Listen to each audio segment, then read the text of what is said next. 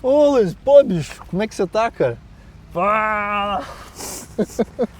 Quanto tempo? O que você tá fazendo aqui no Parque Tanguá, bicho, Curitiba? Ó, O criador de fantasias? eu já vi que foi tudo inesperado, né, o nosso encontro. Porque você sempre faz um cumprimento de um jeito. Aí eu fiquei confuso, mas está tudo certo. O importante, pois é a gente, os encontros da vida, entendeu? É como nós estamos aqui, ó, no Parque Tanguá, entendeu? Como a gente vem conversando, né? Curitiba é a cidade dos parques bonito. Por exemplo, como o Rio de Janeiro tem as suas praias, Curitiba tem os seus parques, que são famosos. As pessoas vêm para cá, no Parque Tanguá, no Barigui, no Botânico. Ponto turístico. Exatamente. E a gente, né, agora eu acho que todas as nossas conversas, até a gente lançar o livro, vai ser nos parques. A gente vai encontrar esse visual lindo aqui onde nós estamos. Né? E no mais, o que você tem aprontado aí? O que tu tem inventado ultimamente aí? Cara, olha, ultimamente eu estou muito ligado no livro, né? Que eu preciso divulgar ele, nós estamos divulgando. O retorno está sendo muito legal. Eu estou me sentindo, entendeu? Aquele jovem que começou um monte de movimentos. Epa. Já. Cá estamos no Parque Tanguá com o nosso querido preto mais branco do Brasil, flamenguista mais roxo do país e criador do projeto e livro O Criador de Fantasias, Luiz com Z. E aí, meu nobre, como é que você tá? Quanto tempo? Muito tempo, pouco tempo e quase nada. Oh, mas olha... E aí, o que você tem aprontado?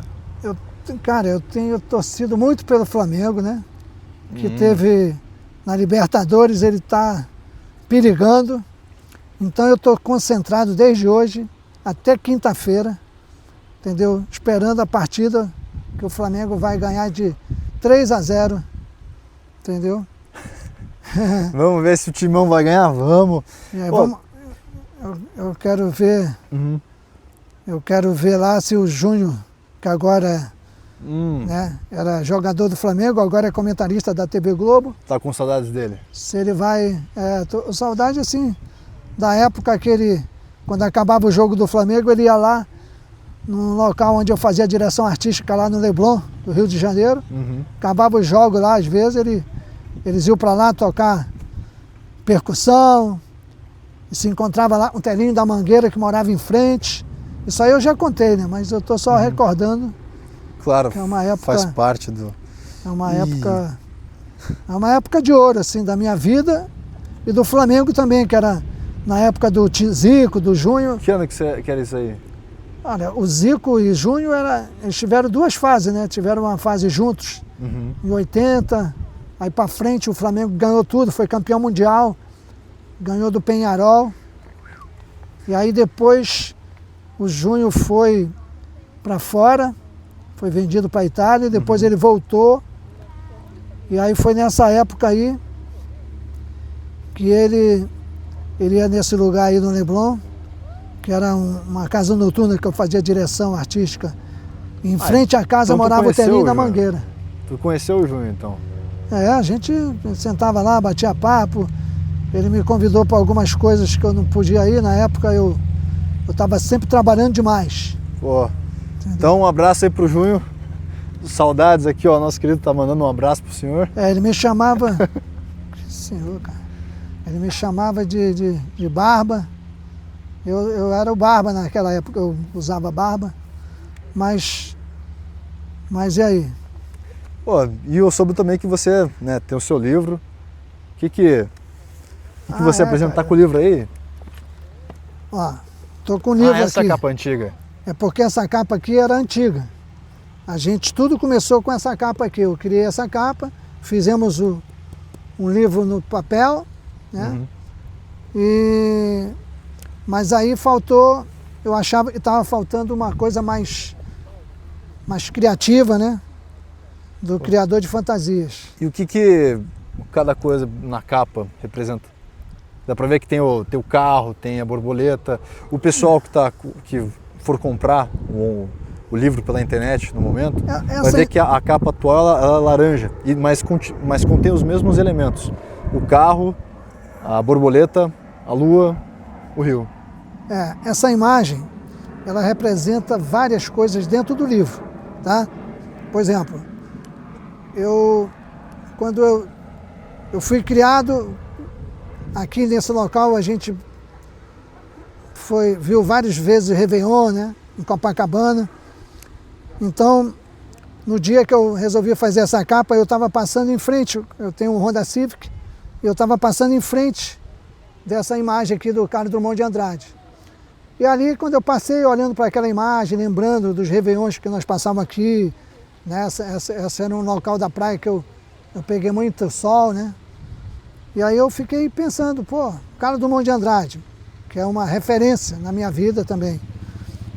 E nesse dia eu estava indo para Curitiba. Então eu juntei o carro, né, o meu carro, o Honda Civic. Tá, esse é o carro. Juntei o Carlos Drummond de Andrade, juntei aquela imagem, juntei a borboleta azul, que está na capa do livro também. A borboleta azul é uma história do livro, que eu falo sobre a borboleta. Eu transformei a borboleta numa mulher. Eu tinha uma namorada que virou modelo, e eu virei fotógrafo por causa dela, e eu tinha muito ciúme dela. E esse aí foi o meu primeiro ciúme que eu falo no livro, eu conto essa história no livro. Ela foi viajar pelo mundo e eu fiquei no Rio fotografando. E essa história eu conto no livro. Triângulo amoroso, triângulo amoroso. E o que mais? O que a lua representa? A lua? A lua representa. Aqui eu fiz o formato da lua. A lua representa tudo na minha vida, porque a primeira vez que eu fui para Curitiba, quer dizer, eu fui várias vezes para Curitiba fazendo eventos. Eu já fiz eventos no Coração Melão, que era uma casa noturna em Curitiba. Mas quando eu fazia evento, a gente chegava nos locais, né? Ficava no hotel, ia lá no local, fazia os eventos, fazia os shows, as produções, a direção. E no outro dia a gente ia embora. Eu já tinha vindo a Curitiba no Coração Melão, no Teatro Paiol. Eu fiz Elza Soares e o Tunai do Teatro Paiol. Fizemos uma cervejaria na época, que a gente fez a produção também, a Bavário. A cervejaria Bavário. E depois a gente ia embora. Eu não conhecia a cidade, na verdade, né? Sim. Aí eu conheci a cidade, eu conto essa história no livro, já contei também, né? Tem alguma espécie de trauma ou história marcante, assim, tipo, relação à lua? Olha, a lua, né? Eu transformei na fantasia, ela é como se fosse a mãe da minha filha, né? E aí nasceu, daquela lua que eu criei a fantasia, nasceu a lua, a minha filha. E aí eu conto essa história, eu tinha uma novela que tinha Qual novela? Era uma novela... Nomes antigos aí, certeza. São nomes antigos, mas quem fazia o papel de uma megera lá, que roubava crianças no hospital, Renata... era Nazaré, né? A Renata Sorrá, Renata Sorrá. Que o personagem dela era Nazaré. Como nós estamos na fase dos 60 anos da Globo, eles estão passando muito essas histórias antigas. Eu preciso saber o nome da novela. Senhora do Destino. Senhora do Destino, né? Você pode olhar mais para mim para conversar. Então, a Senhora do Destino, era Senhora do Destino o nome da novela. Eu não sou noveleiro, né? Eu gosto muito da TV Globo, de ver algumas coisas, mais esporte, eu vejo mais esporte, entendeu? Coisas culturais, mais os eventos. Eu gosto muito da Globo News, né? Da CNN também. Eu vejo as duas que eu vejo, a Globo News e a CNN, que é a parte de informações. Eu vejo mais filmes, e quando tem alguma coisa de música, e quando tem um futebol, né? Aí é o que eu vejo mais assim na televisão. Eu não sou muito de ver muitas outras coisas, não. Sim. Pô, e o livro também fala muito a respeito do seu início de carreira, né? Como tudo começou lá atrás, na Serpro. Como é que era trabalhar na região ali, passando pela TV Globo todo o tempo? O que alguma coisa te inspirava? Tipo, pô, um dia eu vou trabalhar aqui. Isso te levou a alguém, sei lá, o Bial, acho que era da época, né? Só- O Pedro Bial. Só antes de eu falar dessa história, eu queria só concluir, que eu esqueci que nessa novela Senhora do Destino, essa Nazaré roubava as crianças. E quando a minha filha Lua nasceu, né, eu estava tão apavorado com essa história que eu vi o parto, né? Eu participei do parto, onde eu vi eles tirando ela da mãe dela, da Lua mãe. E aí eu peguei e fiquei vendo tudo. Quando ela saiu naquele negócio que ela vai para lá, como é que para ver que ela tem que fazer lá os examezinhos dela, Sim. eu ficava lá na frente para ver se ninguém ia raptar ela. Tais quais são as preocupações de um pai já no Preocupações início, de um né? pai, foi assim que começou tudo, entendeu? Agora, Fer, só cortando um pouco, Fer, você vai ter que fazer uma edição agora de trocar, muito provavelmente, como ele terminou agora o assunto, né, para voltar para a pergunta anterior. Acho que ficaria melhor, mas pode ser que não. Eu sei que essa parte aqui você vai cortar, presta atenção, né? Enfim, então, Luiz, eu sei que no início do livro tem... Vamos voltar à pergunta que eu tinha feito aquela hora. Sim. E como é que, no teu livro, eu sei que você continua... Fer, você vai cortar o jeito que eu estou fazendo a pergunta aqui? Você vai aproveitar o modo que eu tinha feito antes. Enfim, só para ele ter o bordão agora para continuar O a falar. espirro quer dizer que eu estou em Curitiba, está fazendo um ventinho aqui, um sol maravilhoso, num parque maravilhoso. E no meu livro, O Criador de Fantasias. Uau! Isso é bom, isso é bom. Dá para usar como corte. Ai, cara, pica. Ó, para saber também que estamos em Curitiba. Fala aí, tem você ia falar do Pedro Bial. Claro. Não, vamos deixar assim, isso aí tá legal. Assim, pô, tá bom. Enfim. Ô Luiz, e no livro também conta muito do início da tua carreira, né? A respeito de trabalhar na Serpro. Você trabalhou na Serpro, né?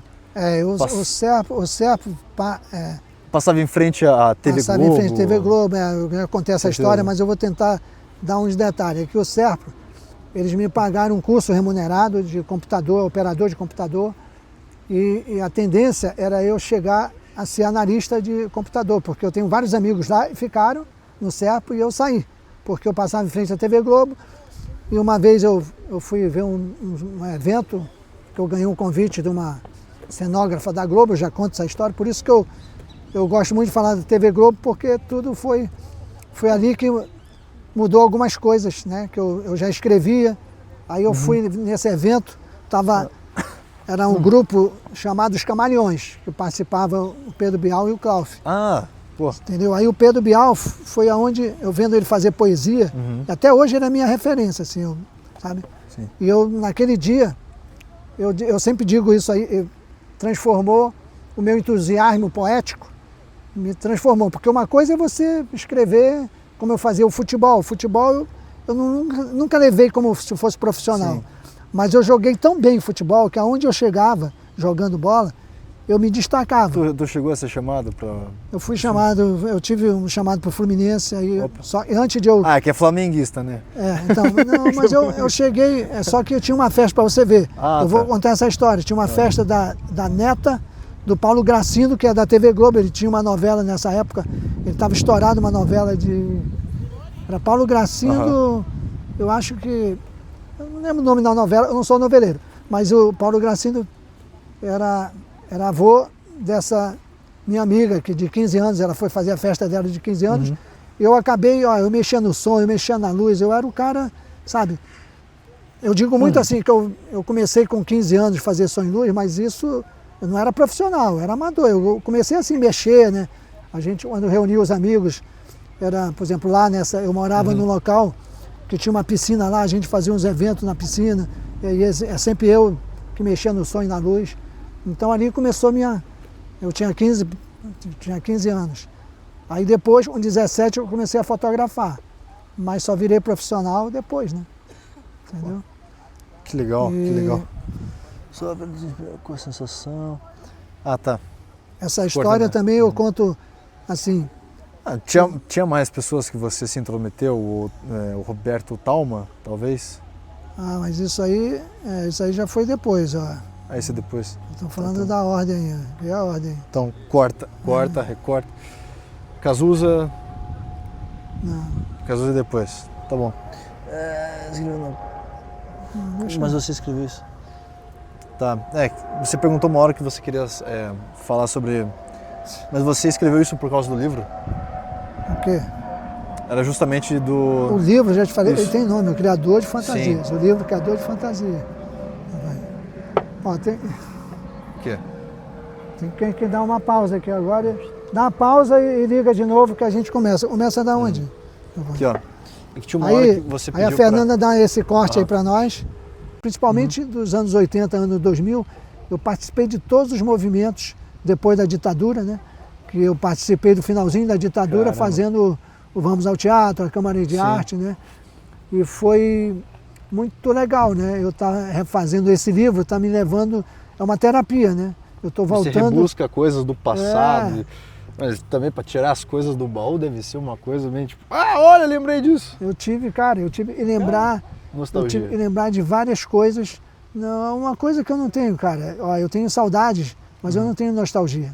Normalmente, né, o cara vai passando o tempo, ele vai achando que naquele tempo dele era melhor que o dia atual.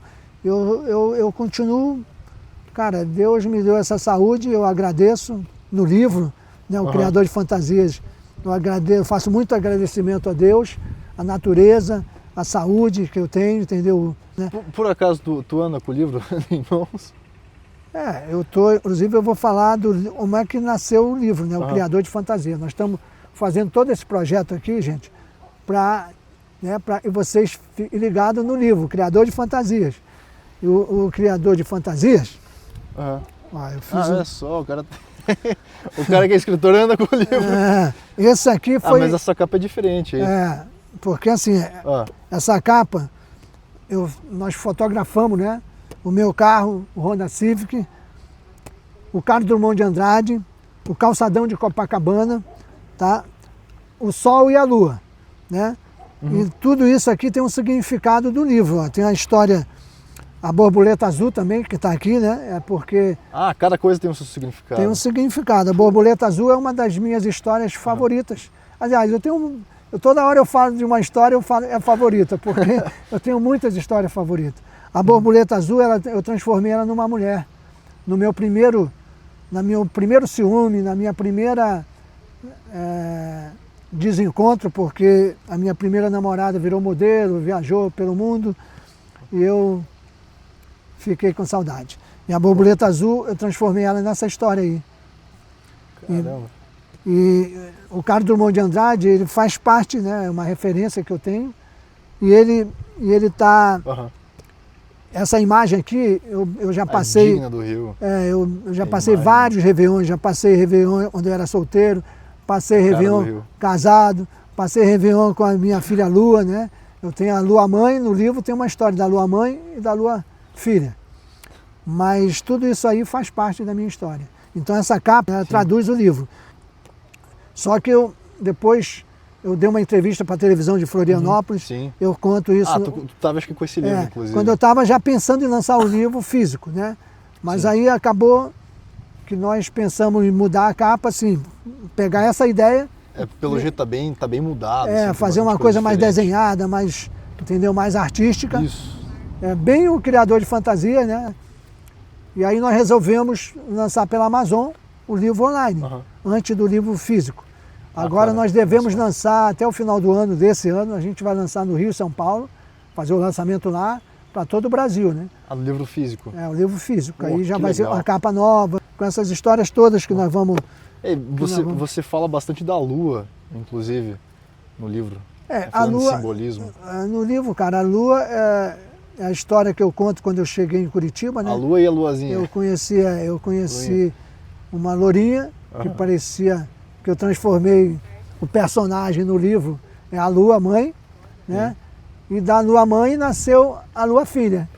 Né? Nasceu uma outra Lua que hoje faz parte da minha vida, nós estamos aí viajando, nós trabalhamos juntos, inclusive essa diagramação toda do livro foi ela que produziu junto com a Rafa. Que massa, bicho. E, cara, pensando numa retrospectiva, seus pontos, assim, do que você trabalhou. Eu sei que você teve a Câmara de Arte, que você trabalhou lá no início, né? Vou voltar no passado agora, Qual que foi o tchan da época para você, que fez você dizer, cara, esse aqui é o meu caminho, que eu vou seguir como produzindo shows, artistas, mexer com arte, toda essa turma. Enquanto você fazia parte, que eu sei que você fazia parte estava começando na Serpro, né? Ministério da Fazenda.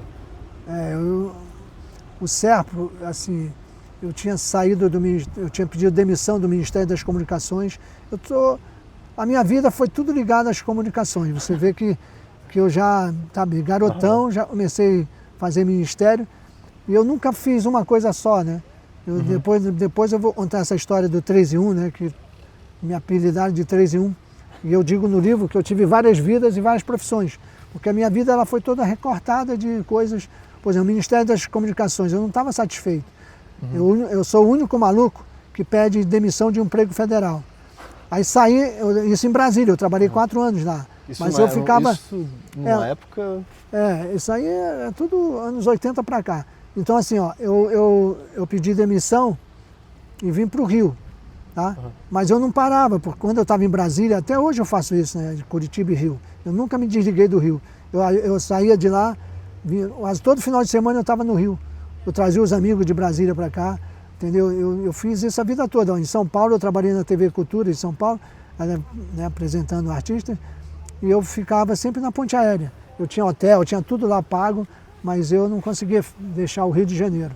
Sempre essa ligação do Rio. Isso sempre te moldou de alguma forma? Mas na verdade o que começou mesmo, onde tudo começou, foi exatamente quando eu saí do Ministério, fui trabalhar no Serpro. Eles me pagaram um curso remunerado de operador de computador, era para eu chegar até analista, entendeu? De computador. Mas os meus amigos ficaram, eu saía. Sempre assim, tem muita coisa inacabada. Eu começava, eu dizia, não é bem isso que eu quero. E um dia eu recebi um convite, eu já contei essa história, mas eu vou resumir. Eu fui numa casa noturna e foi meu primeiro entusiasmo poético, sabe? O meu entusiasmo poético. Essa palavra eu acho linda, entusiasmo poético. Foi aí que tu foi conheceu... foi quando eu vi o Pedro Bial e o Klauf, era o grupo Os Camaleões, chamado Camaleões. Eles fazendo poesia, com uma banda tocando atrás. Porra, eu fiquei louco. Falei, é isso que eu quero para minha vida. Dali eu saí, eu comecei a dirigir, virei diretor artístico das casas noturnas. Eu tive mais de 20 casas noturnas que eu dirigi, entendeu? Todo mundo, as casas estavam, na época, na saída da ditadura, as casas noturnas estavam tudo, tinha muita casa vazia, muita casa com problema de público. E eles me convidavam, porque eu fazia festa, eu trazia artista. Por exemplo, eu comecei, mesmo assim, quando a primeira aparição minha, eu estava doidão, era uma festa de final de ano. Quer dizer, doidão eu andei muitas vezes assim. O doidão eu só eu digo para as pessoas que me conheceram 20, 30, 40 anos atrás, que eu era tímido, era ingênuo e doidão. O tímido e o ingênuo não existe mais. Agora o doidão continua até hoje. Então, aí voltando aí, primeiro eu paquerei uma garota, assim, eu ia pro banheiro, né, aquela festa de final de ano, eu passava no banheiro e tinha uma mulher, tipo uma modelo, só que ela era mais velha que eu. Aí eu passava, tirava uma onda e tal, aí uma hora eu não sabia como chegar nela. Ela era 43. Mas eu era bem garotão, então, quer dizer, eu ainda sou garotão, mas já fui mais. Então assim, eu passava, via ela, e né, aquele charmezinho e tal, de por que eu vou falar para essa mulher? E uma hora lá, já bem, né, no meio da noite lá, tomando uns vinhos, eu falei para ela, pô, eu quero subir nesse palco, entendeu? Aí ela olhou para mim assim, falou assim, ó, se você falar poesia e eu gostar, eu deixo você subir. Porque nesse dia não era o dia do Pedro Bial, tinha outros caras lá fazendo poesia. Essa casa era sempre movimentada, né? Aí eu peguei, no primeiro, né, eu estava doidão, mas isso aí me deixou, pô. Aí eu dei uma recuada, assim, pensei rápido e falei, né, inclusive é uma das histórias que está sendo muito divulgada, aquela história da lua. Chora saudade, o luar saiu para sonhar e tal. Aí eu falei, ela pegou, me olhou assim, me deu um beijo na boca e mandou eu voltar para minha mesa. Aí eu voltei meio mais doido ainda, mas não entendi nada. Pensei, pô. Só que aí eu eu fiquei sentado um tempo assim, meus amigos, pô, o que você andou aprontando aí? Você está quieto? Eu parei, fiquei meio tímido, né? Aí eu digo, não, vou ter que beber mais para poder Fica esquecer. no grau ali. Ó. Mas pensei que ela não fosse me chamar, mas aí teve uma hora na noite, cara, depois os caras pararam lá, ela me chamou. Luiz Cunzê, vem ao palco. Putz, aí a minha Os perna amigos tremeu. devem ter ficado... Não. Ó, eles não sabiam que eu fazia poesia, eu não sabia que eu era poeta, eu escrevia só, e era tudo coisas inacabadas. Essa poesia, ela estava inacabada, eu acabei anos depois, eu conto essa história, foi a minha primeira saudade, né? Porque nessa época aí, eu tinha uma pessoa, eu fotografava ela tinha viajado do Brasil, para fora do Brasil, e eu estava sozinho, foi assim, aquelas histórias de filme, né? Aí eu fui pro palco, cara, meio tremendo, subi, nunca tinha subido num palco, sabe, nervoso, mas como eu tava doidão, aí eu falei, né? Lá, chora a saudade, o luar saiu pra sonhar. Aí tinha um maluco lá na plateia, que ele ficava me aplaudindo, entendeu? Mas eu disse, puta, esse maluco é famoso, porque toda vez que ele levantava, as pessoas todas levantavam aplaudindo ele, não era nem me aplaudindo, ele pedia... Ele dizia pra mim, mais um, mas ele estava mais louco do que eu. Aí eu fiquei, porra. Aí, por causa desse mais um dele, eu tive que inventar uma outra, As Entradas Proibidas, são feridas machucadas. É uma outra história do livro também, que eu conto nesse local aí, né? Quando eu desci do palco, cara, o maluco veio, me deu um abraço, me deu um beijo na testa. Sabe quem era? Não. Cazuza. Né? Puta, caramba. Aí, não é pouca coisa, hein? Não é pouca coisa. Ali eu já estava, eu ainda estava no CERPRO, mas eu já estava negociando com a Câmara de Arte, porque eu vi uma propaganda da Câmara de Arte, eles estavam iniciando o projeto deles, de teatro, shows, tudo. Mas a Câmara de Arte, quando começou comigo, né, fui um dos pioneiros da Câmara de Arte, era pequena, uma salinha pequena, era uma coisa assim, um projeto para ser grande, né? E ali, cara, ele me convidou para cantar, né, assim como os artistas fazem, né? Vamos subir para cantar. Eu disse, tá doido, eu não sou.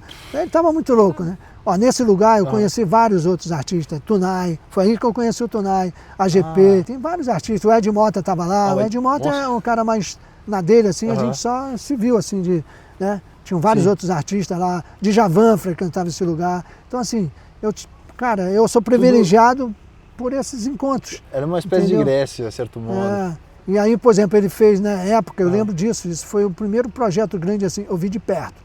Eu não fiz nada, eu fiz só a promoção pela Câmara de Arte. Sim. Aí foi o elo que eu já estava fazendo, eu não era da Câmara de Arte, mas já estava quase fechando o contrato com a Câmara de Arte para fazer essas promoções. Aí eu aproveitei, a gente distribuiu, eu falo Filipeta, né? Mas é prospecto, chamam em outros lugares, né? Tudo isso na época da Câmara de Arte. Aí começou, aí eu fui... Isso era 80 e... Nessa época, o Cazuza foi o primeiro, assim, evento que eu participei. Chamou a atenção, me envolvi. fez um marco na sua me envolvi vida. na Câmara de Arte com alguma coisa, né? Eles estavam fazendo esse projeto no estádio de Remo da Lagoa, no Rio de Janeiro, em frente à Gávea, o Clube do Flamengo, né? Que é um lugar famoso lá no Rio, a Lagoa, onde o Ricardo Amaral, que era o dono, fez vários projetos de novela. Tem uma música do Jorge Benjor também. Então, e eles fizeram esse projeto ali, era todo mundo começando a fazer sucesso, era o Cazuza. Ele ainda não era conhecido como Cazuza, né? Era o Barão Vermelho. Sim. Era o Barão Vermelho, no início, Lulu Santos, no início da carreira dele, mas ele já tinha alguns sucessozinhos assim, já estava aparecendo. Aí era Barão Vermelho, Lulu Santos, Marina Lima, Erva Doce, que é uma banda que fez um sucesso com a Rita Lee, Albertinho do Recife. Entendeu? Era esse projeto. Aí dali, cara, comecei. Aí depois na Câmara de Arte a gente fez a Tempestade, que é o teu primeiro projeto. Aí a Câmara de Arte já estava começando a fazer sucesso, né? Você já estava fazendo panfletagem? A gente fazia panfletagem. Revistas. A gente ainda não tinha televisão e rádio assim focado, né, nos projetos da gente. Mas depois da Tempestade, foi um projeto que a gente fez no Parque Lage, entendeu? Aí depois desse projeto, cara, aí arrebentou. O Guilherme Arantes já foi um cantor, já foi um outro projeto no teatro, né? Mais pra frente. Mais pra frente. Pô, você chegou das revistas que você chegou a montar uma, né? Arte e Lazer. Então, nessa época. Nessa época, ó, eu vou Você... Ah, olha só. Eu vou mostrar, ó. Esse aqui, a mostra aí, ó, Nelson Rodrigues, foi a segunda revista. A primeira revista, Vai dar um Essa- zoom aqui, dá um zoom aqui. essa é a segunda revista. A primeira revista eu já falei um pouco, né? Que foi a Essa Fernanda da Montenegro. Montenegro, que dentro da revista Aham. tem os convites das peças de teatro, Suicídio, com a Sérgio Brito, entendeu? Tem no Teatro dos Quatro, né? Eda Glaber, com a Dina Sfati, que é uma pessoa famosa, Cláudio Marzo, Olha só. o grande ator da TV Globo aí, entendeu? Tem várias. E a revista, ela fala sobre turismo, sobre os bares, sobre as viagens, tem umas coisas de Nova York. O processo entendeu? de criação deve ter sido incrível. Então, Toda essa gente da época. aí essa revista durou, cara, vários anos, né? Os outros artistas, a capa sempre era um artista, a Dina Sfati, a própria Renata Sorrah, teve um monte de artistas que participaram dessa capa, onde a gente, porque assim, a Câmara de Arte, ela passou a produzir os teatros, né? A maioria dos teatros dessa época, dos anos 80, né? Fazendo esses projetos aí, ó, dentro da revista, nós produzimos e entrevistamos o Paulinho da Viola. Ele fez um show no Teatro Clara Nunes e foi promovido pela Câmara de Arte, entendeu? Então assim, era muito show, MPB4, Gal Costa no Canecão. Foram uma... O Canecão, Rio São Paulo. o Canecão foi uma das casas mais badaladas do Brasil, né? Onde todas as pessoas faziam, quando ia lançar um evento importante, fizeram o Canecão, Caetano Veloso. Eu mesmo, uma vez, encontrei o Caetano Veloso no camarim, assim, na porta do camarim da Betânia. A Betânia tinha feito um show no Canecão. E eu morava em frente, eu morava na Morada do Sol, morava em frente ao Canecão, entendeu? Aí a gente saiu, eu estava, uma artista, eu não lembro agora, a artista eu estava produzindo, estava junto, nós fomos lá falar com a Betânia, nós ficamos na fila do camarim para falar, e estava o Caetano Veloso, estava o Sivuca, aí nós nos encontramos lá, e eu conversei assim, com o Caetano Veloso rapidamente, entendeu? Aí depois, porque estava todo mundo esperando, né, para falar com a Betânia, que ela tinha acabado de fazer o show.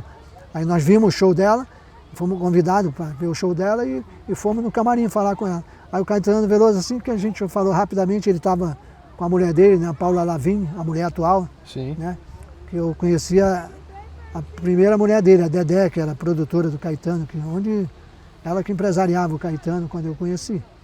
Né? E aí o Caetano entrou lá para falar com a Betânia e eu no Canecão, né, onde a gente fazia essas promoções. O Canecão a gente promoveu. Era assim que você chegava para entrevistar essa turma? Era, a gente promoveu muita coisa no Canecão, a Câmara de Arte, né? Sim. E eu era um dos principais produtores, promotores da Câmara de propaganda. Arte. Na época eu fazia um Pioneiro. pouco de tudo. O Teatro dos Quatro a gente promoveu e produziu vários, depois da Fernanda Montenegro, a gente promoveu vários outros artistas, né? E aí, tem peças com a Renata Sorrah dela, tem ela com a Fernanda Montenegro, mas tem ela também sozinha fazendo outros artistas, né? Perguinte, o Beijo da Mulher-Aranha no Teatro Ipanema, sabe? Quero, com vários artistas globais também, Capitães de Areia, né? Onde apareceu um monte de gente que foi trabalhar na TV Globo. Naquela época que a gente começou, teve desafio, os shows, as peças, como eu estou falando, a gente começou fazendo teatro. E nada acontecia nos bares, nas casas noturnas de porte pequeno. Na casa de porte pequeno, eram casas que ficava mais o cara tocando no fundo ali e tal, não eram shows. Aí nós começamos a levar, nós fomos um dos pioneiros. Tanto que a gente, nessa época aí, mas eu fazia, a Câmara de Arte fazia essas coisas também, eu dirigia as casas à noite, né? Durante o dia eu montava pela Câmara de Arte as peças de teatro, shows, e final de semana eu cheguei a administrar muitas casas ao mesmo tempo. E aí a gente lançou, por exemplo, tem muitos artistas dessa época, que passaram pela casa. Zezé Mota, Lenine, Paulinho Mosca. Entendeu? Assim, os mais famosos, assim, eu estou falando, mas tem um monte de gente de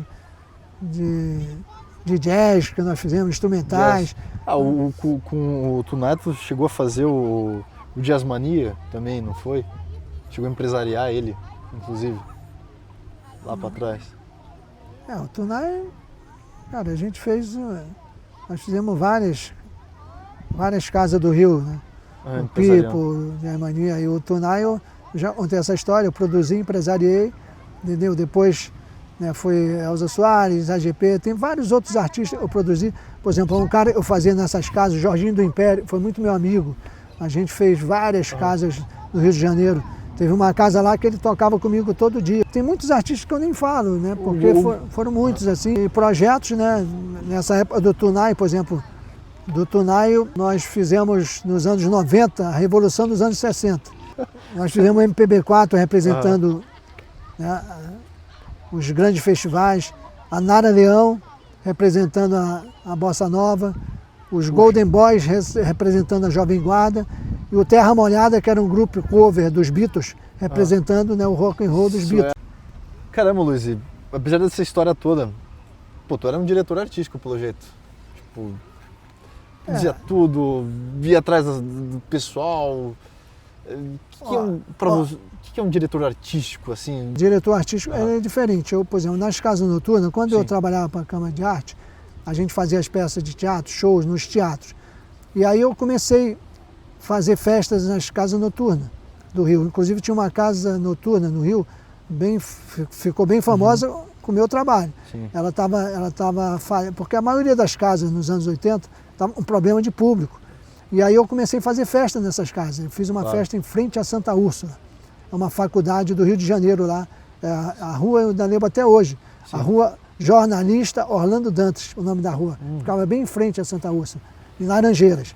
O Rio, cara, ele é muito grande. Em cada bairro do Rio, por exemplo, Laranjeira, Gávea, Jardim Botânico, Ipanema, Leblon, todos esses bairros são bairros do Rio. Sim. Cada bairro desse tem 5, 6 teatros, entendeu? Tem imensidade de casas noturnas. Então, na época, a gente saiu do teatro para fazer shows em casa noturna. Que eu não sei se a gente já falou, que eu fiz, foi a primeira entrevista que eu dei para o jornal o Globo, que a gente estava fazendo sucesso, a gente fazia lançamento de... Você estava sendo pioneiro. Nós trouxemos dos teatros, das galerias de pintura, a gente trouxe tudo para as casas noturnas, que eram bares, né? Casas noturnas de porte pequeno.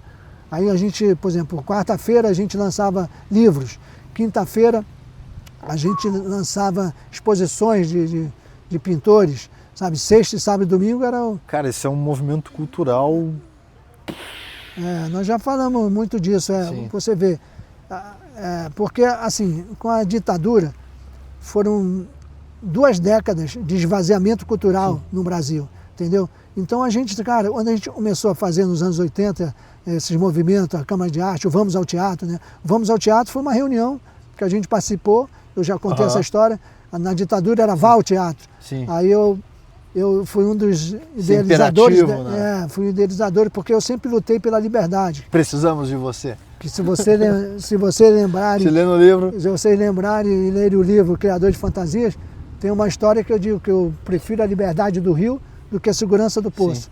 Então tudo, sabe, dos anos 80, tá, até os anos 2000, eu participei de todos os grandes movimentos, sabe? Se pegar a história do Brasil nessa época, cara, 85, o real foi criado nesse meio tempo, era cruzeiro, foi para só para pensar nisso aí, gente. Quando eu não participava, assim, fazendo produção, promoção, eu estava lá dentro das coisas. Por exemplo, com o primeiro Rock in Rio em 85, meus amigos que trabalhavam no som, na luz, na produção, eles me deixaram eu entrar para ver como é que era. Eu fiquei deslumbrado. Inclusive, né, depois a gente fez um evento, um Paralama, e eu vi que o Paralama do Sucesso, eles montaram um equipamento de som depois do Rock in Rio, naquele nível dos caras lá. Aprendeu com o pessoal de fora. E nós fizemos um show, eu não esqueço disso, quando eu fiz o show, um Paralama, foi o meu diferencial na produção, por exemplo. Sim. Mas aí que vem, né? Quando eu era diretor artístico, eu cuidava de som e luz,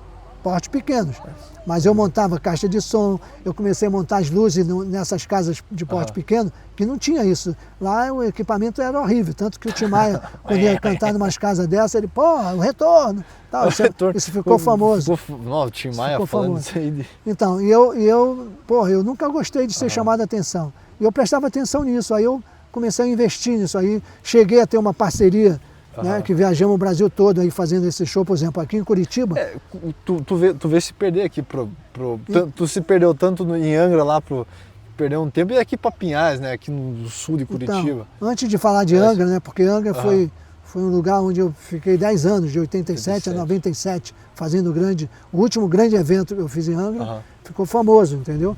Inclusive eu tive apoio da TV Globo, me deram muita chamada na TV Globo, sabe, o Boni, eu tenho que agradecer a ele, mas foi, né, não foi o Boni, mas foi ele que mandava lá, e ele liberou para nós várias chamadas, porque todos esses caras, eles têm casa em Angra, esses grandes artistas. O Roberto Marinho tem uma casa lá, o dono da TV Globo, e você passa lá, assim, o mar aqui, ele parece o dono do mar, você não pode entrar perto da casa, da mansão dele lá. Então todos esses caras, por exemplo, o Ayrton Senna saía de lancha para ver os shows que a gente produzia na praia lá. Nós fizemos Djavan, Paralama, Barão Vermelho, pela Prefeitura de Angra, né? Antes da Prefeitura, a gente tinha uma casa de porte pequena que a gente levava Zezé Mota, Danilo Caymmi. Eu acredito que foi um dos primeiros shows que ele fez cantando, porque ele era diretor também, diretor musical, né, do Tom Jobim. Ele tocava flauta, fazia essas coisas, o Danilo Caymmi com o Tom Jobim. E aí na época eu estava, inclusive foi junto lá, próximo do Tom Jobim, a gente trocou uma ideia, eu convenci ele a cantar, né, fazer um show lá em Angra. O Danilo Caymmi. Sim, deve ter sido. Nós ficamos muito amigos. Cara, foi poucos artistas de MPB da época que eu não trabalhei, entendeu? Assim, eu produzindo, eu não era produtor empresário de todos eles, mas eu produzia o show dele. Agora você vê, eu fiz, nesses 10 anos de Angra dos Reis, eu fiz Djavan, Paralama, Barão Vermelho, né, pela prefeitura. Sim. E em 97 eu fechei, o último grande show que eu fiz em Angra, eu fiz 4 dias de festa, foi esse show, foi apoiado pela TV Globo, rádio, eu tinha chamadas de rádio, todas as cidades em volta de Angra, perto de Cabo Frio, Búzios, tem um monte de cidade próxima a Angras ali, eles vieram ver esse show, nós colocamos mais de 70 mil pessoas, virou um Rock in Rio. Depois que eu vi o Rock in Rio, esse equipamento que nós tínhamos nesse local aí da prefeitura, era equipamento tipo Rock in Rio, né? Por exemplo, Djavan, Paralama, Barão, a gente botava 30, 40 mil pessoas na praia. Fizemos na praia lá de Angra. Caramba. Entendeu? Isso ficou famoso, cara. Teve Milton Nascimento, Elba Ramalho, teve, cara, uma infinidade de artistas. Nessa época aí, a prefeitura me apoiava, cara. Eu era o dono da cidade. Tanto que eu tenho uma matéria no jornal, eu já mostrei para você.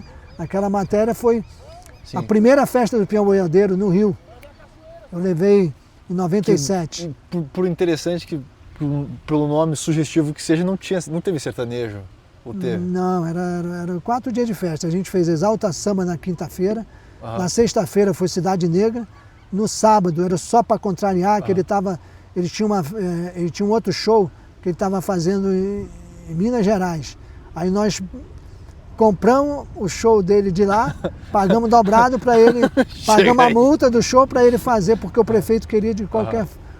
Porque esse show era toda a produção nossa. Sim. Foi a nossa produtora que fez. Então, mas era apoiado pela prefeitura, né? E o prefeito disse, porque o prefeito ajudou muitas coisas, né? Sim. E a festa do Peão, a primeira festa do Peão Boiadeiro, por quê? Por que não tinha sertanejo? Porque naquela época os sertanejos estavam tentando entrar no Rio, né? Estavam tentando fazer sucesso no Rio, mas era o único lugar que eles não conseguiram entrar. Demoraram para entrar. Eles entraram depois, né? Entendeu? Sim. Então, assim, eu só lembro de um sertanejo que eu trabalhei, foi o Zezé de Camargo e o Luciano, eu acho que foi um show em Ilhéus, troço assim. Sabe, são tantos shows. Sertanejo Raça Negra, eu fiz lá em Salvador. Mas são tantos artistas. Eu nem cito quase o Raça Negra, porque o Raça Negra, o Só Pra Contrariar, uma vez eles fizeram um show, aí falaram o meu nome no palco, assim, agradeceram. Eu fiz o Brasil todo, cara. Eu trabalhei com o Tunai, eu viajei o Brasil todo. Com Elza Soares, a gente viajou o Brasil todo. Mas eu fazia outros artistas também, por exemplo, como eu falei, o Raça Negra, por exemplo. Eu participei de um festival que eu não lembro, mas eu fiz o Sebastião Tapajós no instrumental. Sim. Eu levei, ideia minha, levei para o festival. E nesse festival, a Elba Ramalho que fechava o show. Era um festival no Nordeste, Aracaju, Maceió. Tem até uma casa chamada Augusto, que eu acho que hoje não existe mais. Sabe, em Aracaju, a gente ficava no hotel comendo carne seca, que lá eles faziam as comidas típicas de lá. A gente, cara, todos os lugares, projetos assim, a gente vivia Ó, eu fui patrocinado pela Varig, pela VASP, entendeu? Na época, as empresas grandes de aviação, porque a gente vivia de voo. Tinha um voo que eles chamavam o Catacorno, que era meia-noite, porque a gente parava numa cidade, chegava lá meia-noite, fazia um show, aí saía da cidade, pô, teve um show, não sei qual foi o artista, eu lembro que a gente desceu na cidade e os instrumentos deles não desceram na cidade, foram para outra cidade. Cara. E a gente tinha outro dia de manhã, já tinha que Como é que vocês se viraram? tivemos que arranjar coisa. Aí quando chegou os instrumentos, a gente já estava para outra cidade, à meia-noite, no Catacorno. O dono da loja de som lá deve ter feito... Catacorno, sabe por quê, Catacorno? Porque era muita gente traindo aí nessas meia-noite aí, nesses eventos aí. Vem cá! Às vezes os maridos iam buscar as mulheres lá nos palcos, lá, as mulheres... Mas é brincadeira isso aí. Pô, mas nesse meio tempo aí, de 87 a 97, conhecendo tanta gente... De 87 a 97 foi Angra, né? Sim. Entendeu? Mas eu não nesse fazia... meio tempo... Pois mas eu não fazia só Angra, né? De 87, cara, ó, dos anos 80, como eu falei, o ano 2000, eu fazia casa noturna, fazia direção artística, você perguntou, eu fiz Jazz Mania, a casa mais famosa do Rio. Eu fiz Jazz Mania, fiz People, Jazz, né? A gente fazia toda a produção. Levantou até quem estava embaixo, foi para cima. Para ficar explicadinho por que me chamava de 3 em 1, é porque eu era empresário, produtor e diretor. Geralmente os artistas têm um empresário, tem um produtor e tem um diretor. E eu fui crescendo na minha forma de ver as coisas e eu fazia tudo, né? Eu fazia a luz, eu fazia, né? Por exemplo, o show Passaporte, eu estava falando do show Passaporte da Elza, eu dirigi, produzi e empresariei. Eu vendi o show dela para os Estados Unidos, inclusive ela fez um show no local onde eu vendi lá, um lugar famoso lá, e ela ganhou as páginas do New York Times, saiu no New York Times esse show, né?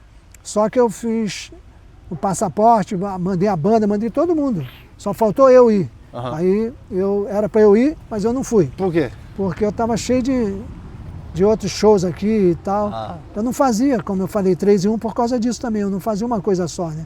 Eu fazia, às vezes, num dia eu estava fazendo um show no Nordeste, um show em Angra, outro show no Rio, às vezes São Paulo, entendeu?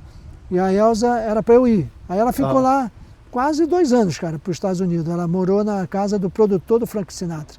Ela ficou lá. Ela ficou um tempo lá. E eu ficava aqui. Até esse cara eu conhecia, a gente se falava, como é que tá? Eu ficava daqui, né, monitorando as coisas. Aí, quando ela voltou para o Brasil, a gente fez o show Passaporte. Aí nós divulgamos na Hebe Camargo, Jô Soares, Faustão. Eu aparecia com o Faustão, com o Jô Soares, eu tenho até umas imagens na TV Globo, no SBT, falando com o Jô Soares, assim, ele conversando, perguntando de mim, mas nem sempre era com a Elza Soares, tinha outros artistas, né? Eu falava de vários outros artistas. Claro. E a Hebe Camargo, cara, a gente falava assim direto, ela ligava para mim, pode trazer a Elza Soares, aí... Entendeu? Foi fantástico. O Passaporte, eu fiz um roteiro, eu fiz uma homenagem ao Gonzaguinha, né? Nós fizemos. O Passaporte era assim, o show começava, a gente fez um telão, saiu um avião, abriu o show assim, era um avião voando do aeroporto, chegando no aeroporto, e por isso era o Passaporte. Não, e aí. Faz sentido. Aí a gente. Era uma imagem escuro, ou era um balãozão? Tudo assim? escuro, a Elza Soares entrava no show. Vários trabalhos indo aqui para lá, mas com certeza sempre manteve o time perto. Jogador de futebol, atores, né? Essas atrizes todas famosas.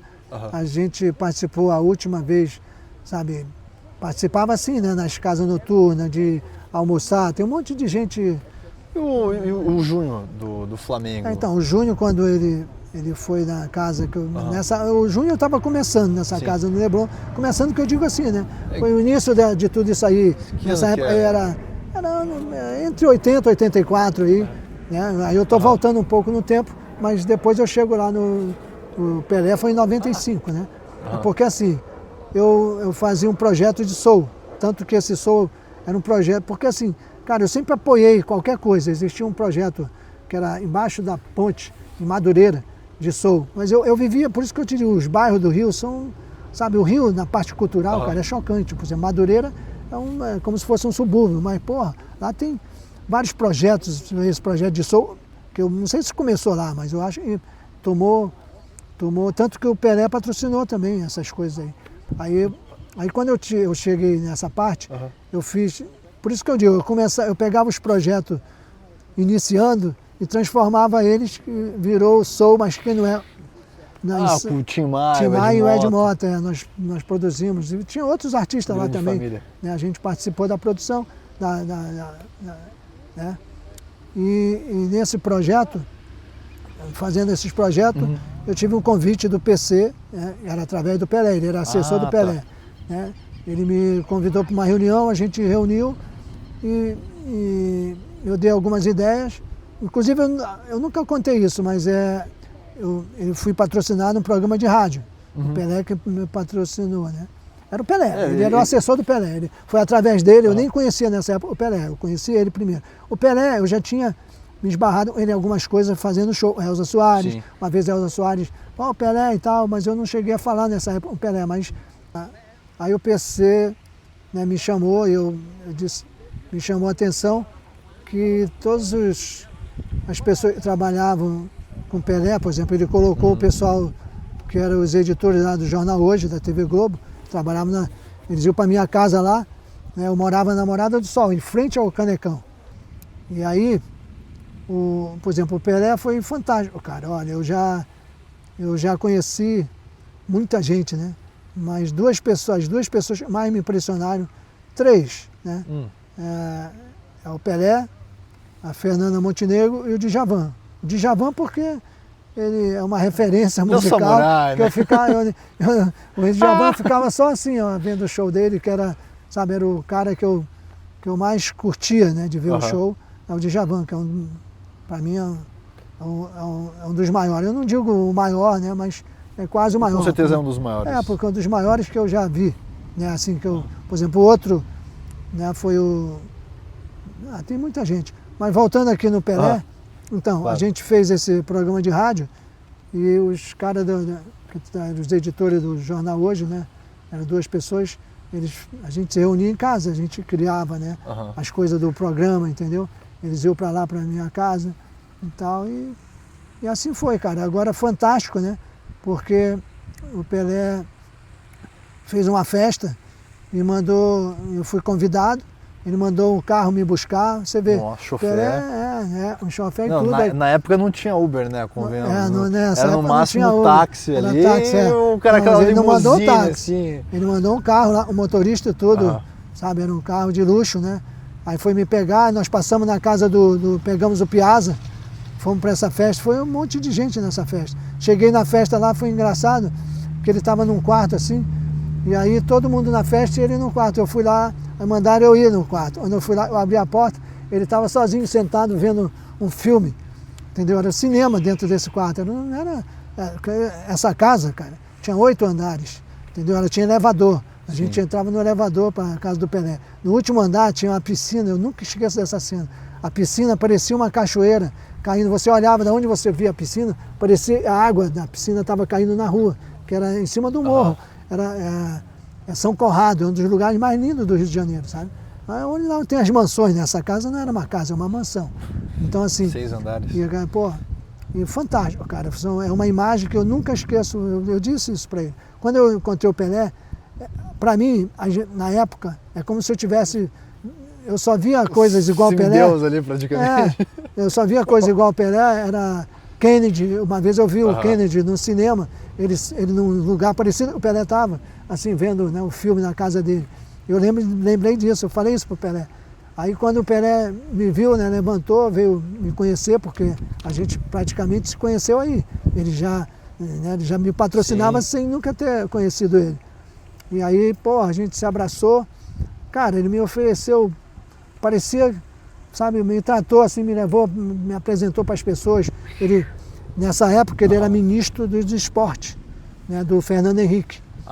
Por isso que ele conseguiu não só patrocinar, por exemplo, para mim ele me mandou um convite para a festa. Uma vez ele mandou um convite para eu para participar de uma festa da prefeita do Rio de Janeiro, no Leme, entendeu?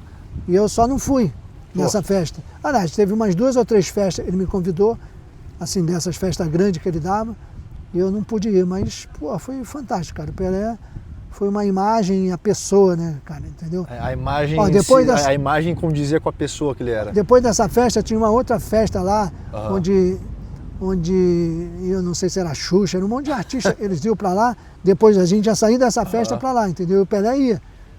Mas aí eu de lá, eu já tinha um compromisso no outro dia, eu não pude ir também. Cara, era uma doideira, né? Porque a minha vida era uma doideira também de viagem, de coisa, né?